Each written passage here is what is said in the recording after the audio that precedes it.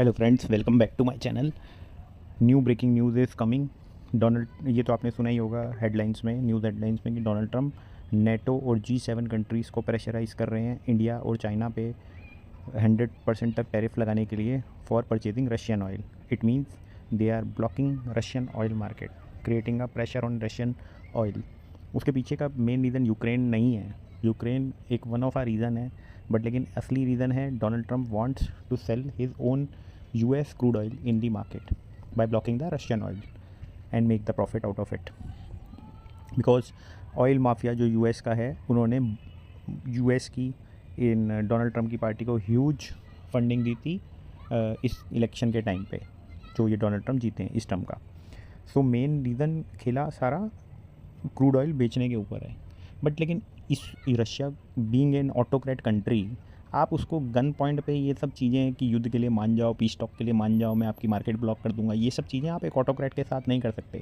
आप 4 साल के लिए प्रेसिडेंट डोनाल्ड ट्रम्प, रशिया और चाइना है लाइफ टाइम के लिए president. They are autocrats, you can't dictate them by on a gun point कि भाई चलो ये करना है, चलो तुम्हारा ऑयल बंद।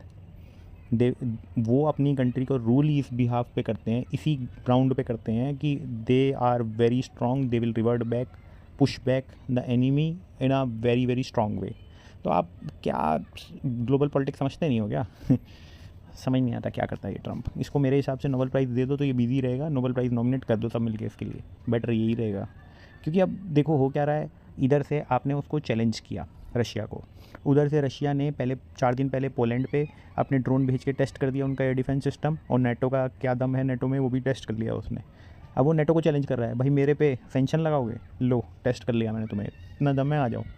उसके बाद उन्होंने रोमानिया जो यूक्रेन का बॉर्डर शेयर करती है उसको भी टेस्ट कर लिया अभी 1 दिन पहले। तो ये नेटो पैटो बस डिफेंसिव रहेंगे, अपनी प्रोटेक्शन दिखाते रहेंगे। US कभी उसमें कूदने वाला है नहीं, because it would be a world war. तो अगर तो पुतिन ने भी अपनी मसल पूरी फ्लेक्स कर ली है, दिखा दिया है कि भैया इधर से अगर तुमने मेरा गला घोटने की कोशिश करी तो मैं तुम सबको खा जाऊँगा, नो बडी सेफ देन। तो market will behave very cautiously next week. अगर आपको कोई गैप अप या मोमेंटम दिखता है मार्केट में, so kindly don't believe it, because इस फ्रंट से कभी भी एक बैड न्यूज़ आने की संभावना पूरी पूरी है। क्योंकि डोनाल्ड ट्रम्प अपना खेल फालतू का करते रहेंगे, उल्टे फुल्टे डिसीजन लेते रहेंगे विदाउट थिंकिंग ऑफ कॉन्सिक्वेंसेस।